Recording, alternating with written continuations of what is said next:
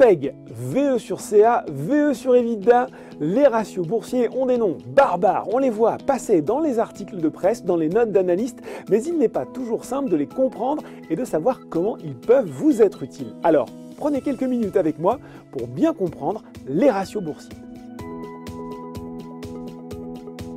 Et on va commencer par le plus connu de tous, le PER ou Price Earning Ratio. Pour les non-anglophones, c'est le rapport entre le cours de bourse de l'action et son bénéfice net par action. Ce ratio est une façon de valoriser l'action en fonction des bénéfices réalisés ou anticipés. Ces prévisions de bénéfices, elles sont réalisées par les analystes sur plusieurs années. C'est donc un indicateur prospectif qui contient une part d'hypothèse. Alors, on a coutume de dire que plus le PER d'une action est élevé, plus celle-ci est chère. En réalité, les choses sont un peu plus complexes. Certains secteurs affichent des PER plus élevés que d'autres. C'est le cas du luxe avec des valeurs dont le PER est souvent supérieur à 25 alors qu'il est autour de 15 dans le secteur de la distribution.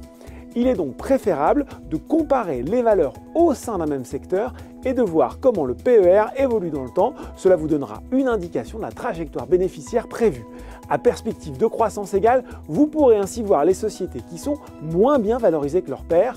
Le PER est donc un indicateur utile, mais il ne doit pas à lui seul être le déterminant de vos choix d'investissement. Maintenant que le PER est plus clair pour vous, on peut passer au PEG pour Price Earning Growth ou cours sur croissance du bénéfice. On a besoin du PER pour le calculer. Il suffit de diviser le PER par le taux de croissance du bénéfice par action.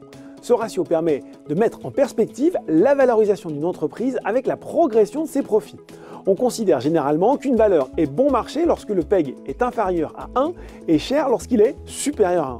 Là aussi, cet indicateur est intéressant pour comparer les perspectives de plusieurs entreprises au sein d'un même secteur.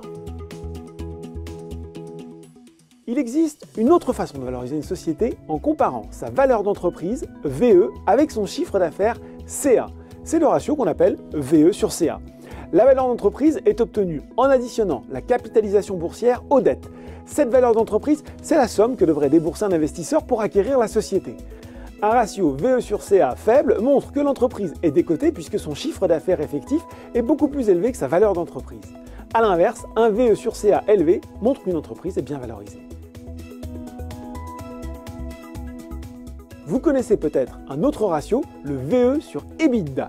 L'EBITDA, c'est un terme anglais qui signifie, attention, Earnings Before Interest, Taxes, Depreciation and Amortization. Pour faire simple, c'est à peu près l'équivalent de l'excédent brut d'exploitation mieux connu chez nous. Ce ratio permet d'évaluer la performance opérationnelle de l'entreprise sans les amortissements, les dépréciations et les provisions. Il peut être bien utile pour des comparaisons internationales où ces notions comptables peuvent s'avérer différentes. Terminons par un ratio souvent important aux yeux des investisseurs, le rendement. Le rendement d'une action se calcule en divisant le dividende distribué par action par le cours de bourse. En somme, il mesure ce que vous rapporte une action sans prendre en compte l'évolution de son cours de bourse.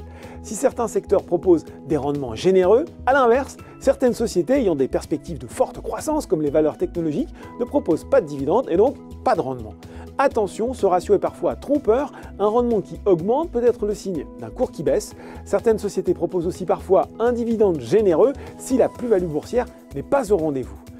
PER, VE sur EBITDA, PEG, tous ces ratios sont utiles mais ils ne doivent pas à eux seuls déterminer votre décision d'investissement. Vous ne devez pas vendre une société au seul motif que son PER a dépassé 25 ou vous n'allez pas l'acheter sous la seule raison d'un rendement supérieur à 5%. Mais ces ratios vont vous donner un éclairage supplémentaire indispensable.